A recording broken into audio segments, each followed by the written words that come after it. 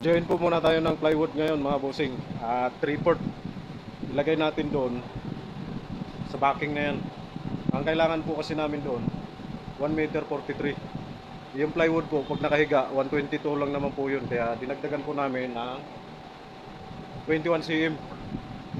Ito po yung i-join namin mga bossing. Kasi ang backing po namin mga boss, lalagyan po namin ng ganon na style. Kasi po, ang ilalagay po dyan, mahaba po na TV, 65 inches po yata. Halos kasing haba po niyan mga bossing. Ayan. Yung TV na ilalagay, kaya kailangan matibay din po yung backing namin sa likod. Para doon po namin ikakabit yung doon po namin ikakabit yung bracket po ng TV. Yun po yung pakakapitan niya. Pero gagawa po kami na maliit na box dyan. Yun na po yung sukat niya sa paglalagyan po ng bracket.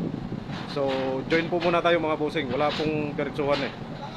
So, yun po muna mga boss.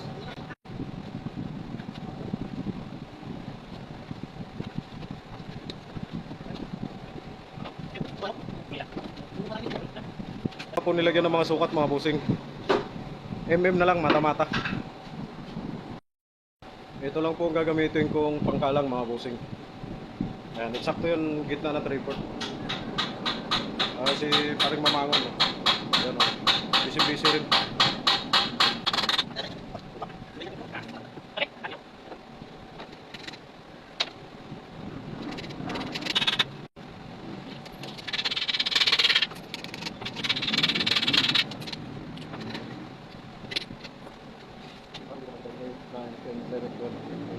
Twelve na piraso po ang nilagay natin na pako mga bossing. Didos lang. Wala po kaming ibang malaking pako eh.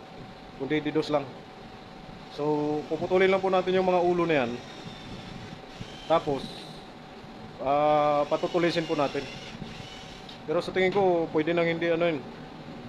Tanggalin yung ulo kasi finishing naman siya eh. Halos wala naman siyang lumalabas na. Tulisin ko na lang po mga boss.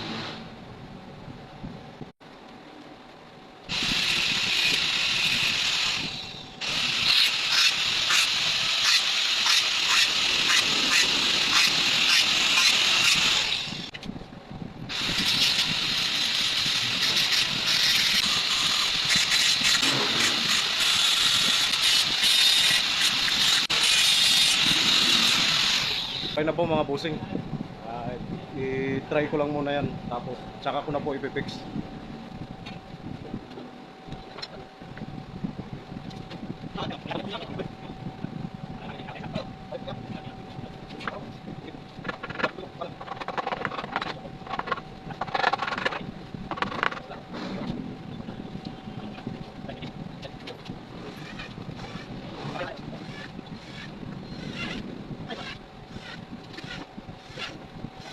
Yung pambutas natin mga bossing, didos din para hindi siya magkaroon ng diferensya. Kasi parehas naman sila eh.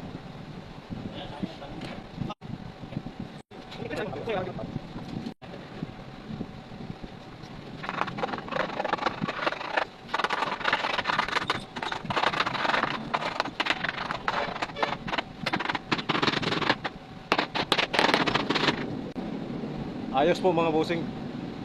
First time lang po yan, ganyan kalaki. Marami-rami din yung pako, 12. Ito nga. Okay naman po mga bossing. Ayan. Siyempre, hindi naman po natin mapiperfect yan kasi malaki. Meron konti lang. Ito lang. Dito lang po na side. Dito okay naman na siya. So yun lang po mga boss.